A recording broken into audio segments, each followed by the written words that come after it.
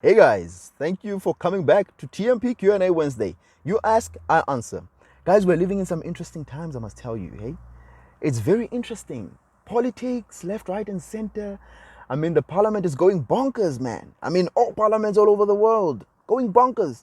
Hey, but it's not my business for the day. Today's business of the day is a question from Makhosini. Makhosini is like, TMP Q&A Wednesday. Do you think it is fair to be called names like homophobe just for not agreeing with the community? And then he's like, I will tell you my take on it in the meantime. I think since sexuality as a whole isn't someone's identity but their choice, gender is however natural. We are supposed to be sexually attracted to the opposite gender, but those who aren't merely chose not to.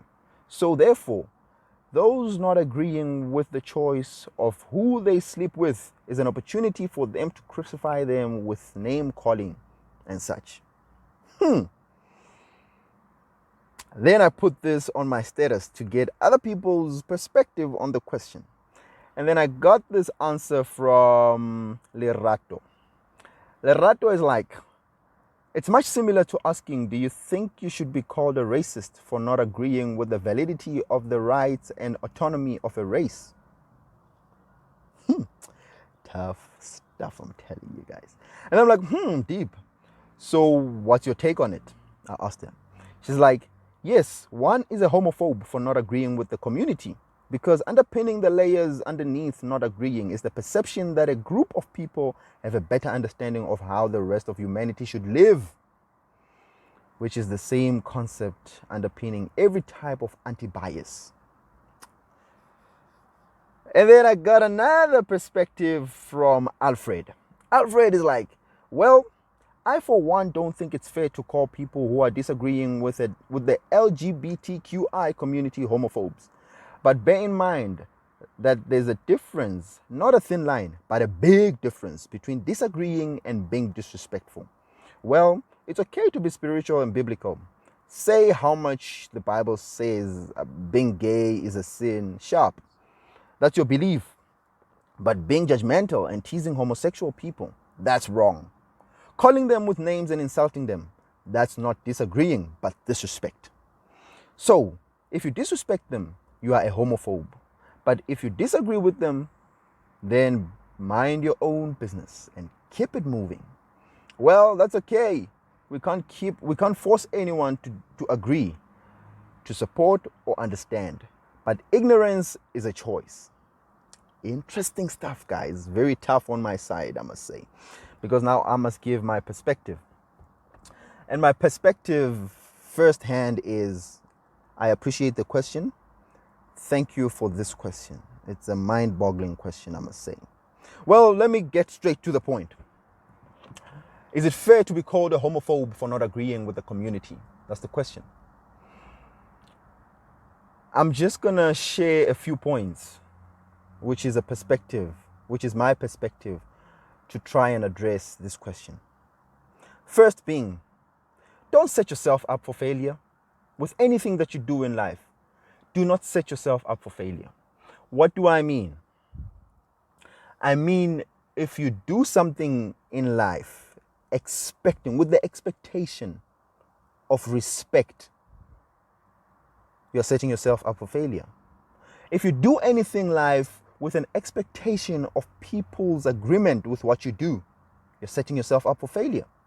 If you do anything, and I'm talking about any human being here, if you start anything in life, if you decide to take on a new business or to take on a new role or to take on a new disposition in life, do not expect people to respect you, because nobody is entitled to get respect. Nobody is going around looking for somebody to respect. People have their own things, and people are not entitled to respect you or anybody, not even me. Then to expect respect from people is putting myself up for failure. Don't do that. If you are going to take a standpoint or any disposition in life, be ready to be the only one standing. Be the only one to agree with what you believe in. If you're going to expect people to agree with you, then you're setting yourself up for failure. I'm not saying it's a choice or not to be a homosexual. I'm not saying that. Well, I wouldn't know. Whether you choose, whether it's you don't choose, I don't know. But I'm just saying, if you're choosing to do anything in life, do not expect anybody to respect you. The second thing that I'm going to say is, before you take offense on anything, any of your disposition or inclination in life, always check the perspective from which the next person is coming. Do you come from the same wavelength in understanding? Do you come from the same perspective with that person? Because if you don't, then you're debating on something that it's a rat race. You are not together. What you are going to be talking about will never meet, because the other person is coming from a religious perspective. You are coming from a political perspective. You are coming from a cultural perspective. You're not coming from the same perspective. You cannot expect an agreement to come out of that. So check, what perspective is the person coming from? Thirdly is, I learned this from my YouTube mentor, Elliot Hulse. He said, he learned it from his mentor, that every action is judged by the intention from which it proceeds. Meaning, what is the person's intention? Lerato says, for the mere fact that you are disagreeing with the community, you have an underlying perception of the idea as a wrong idea. Basically, you have a standard of how humanity should be like. That's what Lerato says. But as I said, guys, here I'm not attacking people. I'm talking to the issue, because that's the other thing. We must learn to address an issue, not a person. So I disagree with Lerato there, because you cannot judge a person's perception merely from the action. We need to get what the person means. Why are they disagreeing with you before you judge them? Because you cannot automatically judge that this person is a homophobe for disagreeing with you.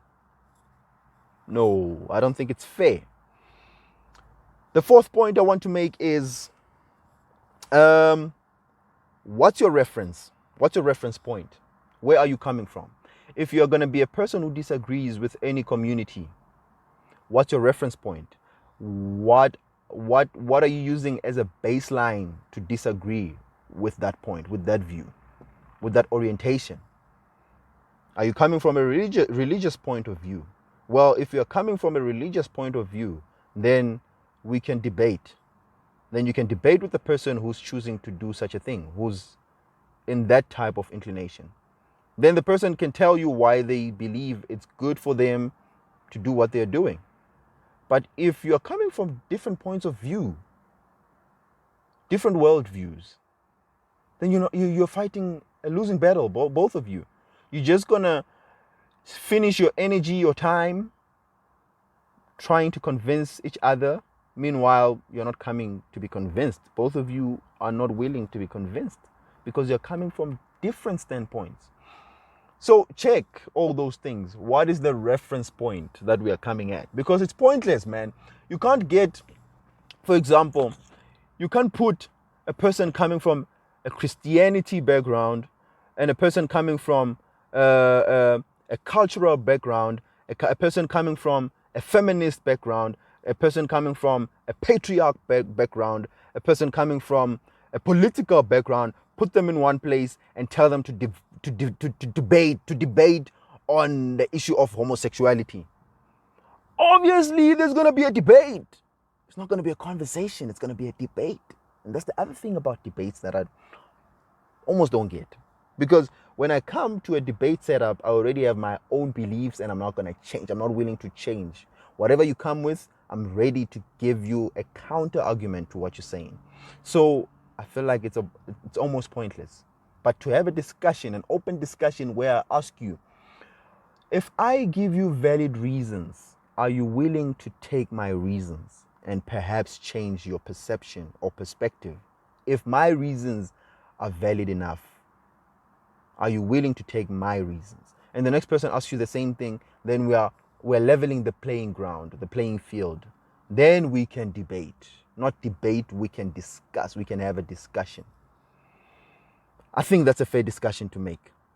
Other than that, I don't think it's fair to just plain point out or single out a person as a particular identity for having a certain inclination.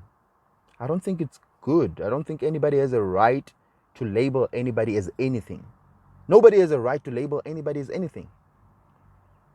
Nobody has a right to do that. Identity is very sacred. So identifying me as a homophobe for expressing an opinion is not fair. And identifying me as a feminist for expressing a particular disposition or belief, it's not fair. Unless I say, yes, I am this kind. So nobody has a right to identify anybody, to label anybody. But at the same time, the point is, we all have a part to play. We all have a contribution to make. It's getting dark here. We all have, okay, this is better. All right. We all have a part to play. We have a role to play. You can decide. All right. From the receiver's point of view, you have a part to play. From the sender's point of view, you have a part to play. Just like how I said, do not do things with the expectation of respect. As a doer, do not expect respect. But as the other person, just don't disrespect other people. Respect people. It's the duality of life. Black or white. We all have a part to play. Today, because I'm saying do not expect respect, it's not permission to say now everybody can go around disrespecting everybody. No. But what I'm saying is, if you don't have a privilege of gaining respect from the next person, don't take offense, because nobody is gonna respect you. Nobody is supposed to respect you. But also, you, the giver of respect, you don't go around and saying the next person is not expecting me to respect them, then I'm not gonna respect them. No. You have a part to play. Respect them, because it's a humane thing to do. So don't set yourself up for failure. It's not fair to judge and label people as homophobic for disagreeing with your standpoint. That's the miracle perspective. I welcome other perspectives in this regard, because this is an open discussion. It's an open field. I welcome any comments. I welcome follow-up questions. I welcome whatever it is, and I will give a perspective. But to close this off, guys, I'll bring you back to the 4 points I mentioned as we close off. Do not set yourself up for failure with whatever you do in life, right? Don't set yourself up for failure. Don't expect anything. Don't expect any reaction from people. Don't expect any treatment from people. Be blank, plain blank. Be blank. Whatever comes to you, take it from that perspective. Number 2. What's number 2 again? I forgot number 2 and I wrote it down. Where did I write it down? Okay, that paper is gone. Number 2 is check the perspective from which the next person is coming with their counter argument. If you're not coming from the same perspective, you're not going to agree. Be willing to accept that. The third thing is, every action is judged by the intention from which it proceeds. What is that person's intention? What are they thinking in their heart? You can only find out by asking them, not by judging from what they say or do. Number 4, check what is their reference point. Is it religion? Is it school? Is it culture? Is it politics? Because you find yourself engaging in debates that are unnecessary, that you can avoid easily by debating with somebody who's not coming from the same belief system or inclination as you or perspective as you. Choose your battles. It's finished. Remember to subscribe, comment, share, like. If it makes you feel like this is going, comment and share and like. Thank you guys. See you next week. It's finished. Boom.